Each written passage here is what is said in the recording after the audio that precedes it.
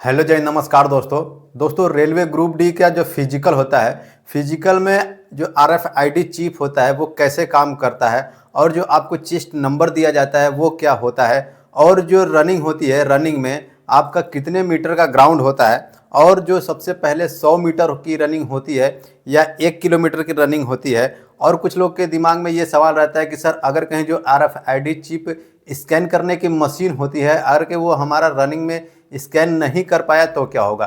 तो दोस्तों आज की इस वीडियो में मैं आपको पूरा डिटेल में समझाने वाला हूं कि ग्रुप डी का पीईटी कैसे होता है और क्या क्या उसमें आपका जो कि होता है, कैसे कैसे आपका पूरा चेकिंग होता है। तो दोस्तों सबसे पहले मैं आपको बता दूं, मैं रेलवे ग्रुप डी में 3 साल से पॉइंट्समैन के पद पे काम कर रहा हूं।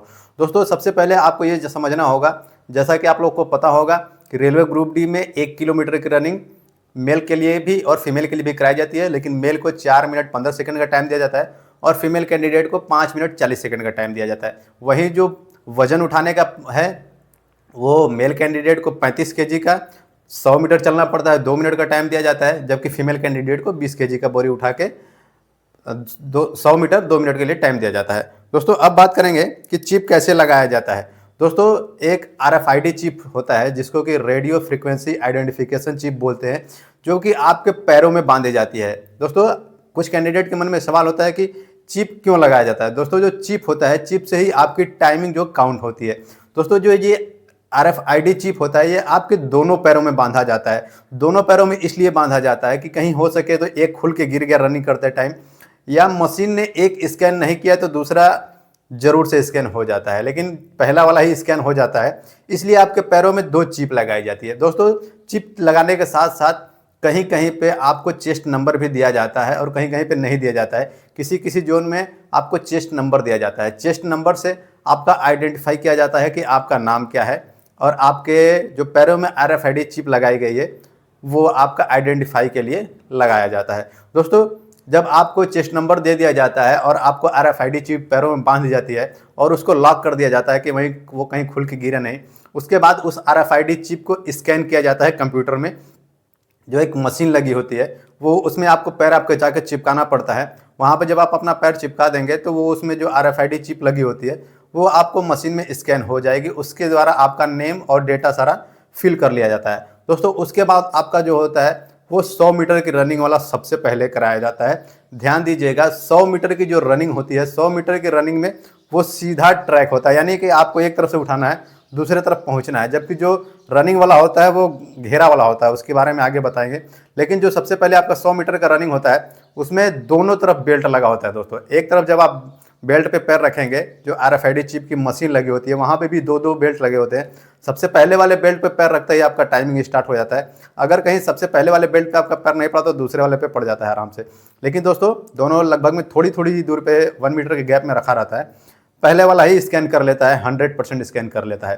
दोस्तों दोनों तरफ जो बेल्ट लगा होता है, बेल्ट के बगल में एक मशीन लगी रहती है, वो मशीन आपका आरएफआईडी चिप स्कैन करती है। दोस्तों जब जैसे ही आप अपना पैर बेल्ट पर रखते हैं 35 केजी का बोरी उठा के, वैसे ही आपका टाइम वहाँ से स्टार्ट हो जाता है। जैसे ही लास्ट में आप पहुँचते हैं, लास्ट में जैसे ही पैर उस बेल्ट पे आपका पड़ता है वैसे ही आपका टाइम काउंट कर लिया जाता है कि आपने इस बीच में कितना टाइम में बोरी उठा के चलाया, प्रैक्टिस की, जो भी मतलब कितना टाइम आपको लगा। दोस्तों अब बहुत सारे कैंडिडेट के मन में सवाल रहता है कि सर बोरी कहाँ से उठाना रहता है।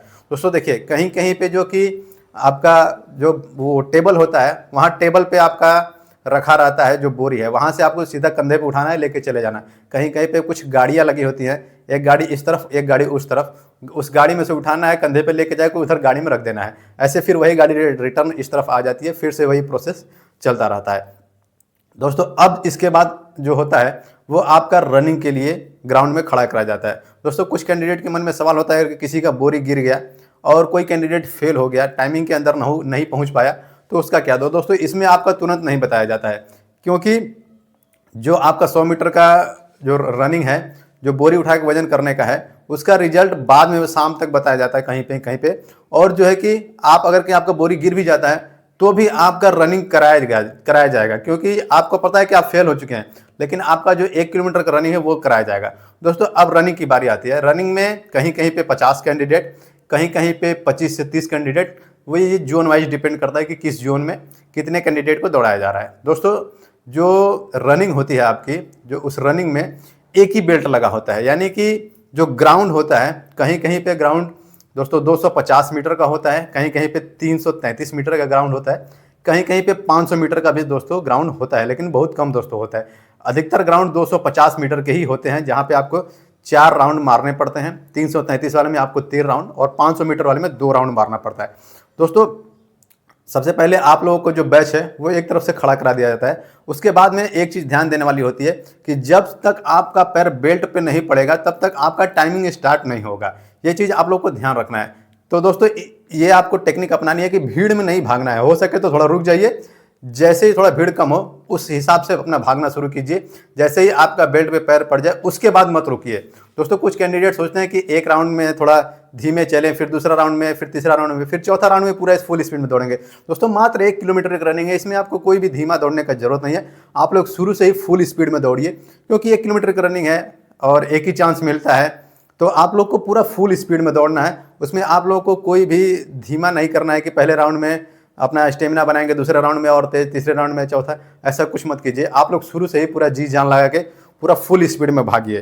दोस्तों अब जो बात करेंगे वो रनिंग में जो केवल एक ही बेल्ट लगा होता है, मैंने आपको बता दिया। और दोस्तों इसमें एक चीज़ ध्यान देने वाली बात होती है कि आपको वो जो बेल्ट लगा होता है वो बेल्ट को डांकना नहीं है, ये चीज़ ध्यान दीजिएगा। बेल्ट पे आपका पैर पड़ना बहुत ज़रूरी है। अगर कहीं बेल्ट पे आपका पैर नहीं पड़ा तो आपका जो टाइमिंग है वो काउंट नहीं करेगा, वो जो मशीन होती है वो आपका टाइम काउंट नहीं करेगा। इसलिए बेल्ट पे पैर रखना जरूरी होता है। दोस्तों वो बेल्ट इतना चौड़ा होता है कि आप उसको डांक नहीं सकते हैं, उस पर पैर पड़ेगा ही पड़ेगा। तो ये चीज़ ध्यान दीजिएगा कि कहीं बहुत स्पीड में दौड़ने में उस बेल्ट को पार मत कर जाइएगा, उस पर पैर जरूर रखिएगा। दोनों तो नहीं तो कम से कम एक पैर जरूर रखिएगा। एक पैर भी रख देंगे तो आपका आराम से वो स्कैन कर जाएगा, लेकिन वो बेल्ट बहुत चौड़ा होता है, उस पर आपका पैर आराम से दोनों रखा जाएगा। दोस्तों अब बात करेंगे कुछ कैंडिडेट दोस्तों माइक्रो सेकंड में भी फेल होते हैं। देखिए आपको कुछ दिख रहा होगा जो लिस्ट है, इसमें एक तरफ 100 मीटर की रनिंग का लिस्ट दिया गया है, दूसरी तरफ 1 किलोमीटर वाली रनिंग का लिस्ट दिया गया है। दोस्तों जो 100 मीटर की रनिंग का है उसमें सभी कैंडिडेट लगभग में 1 किलोमीटर के जो 1 मिनट है उसके अंदर ही आ गए हैं। उसमें बहुत कम कैंडिडेट, कोई भी मतलब फेल नहीं होता, जिसका बोरी गिरता है वही फेल माना जाता है।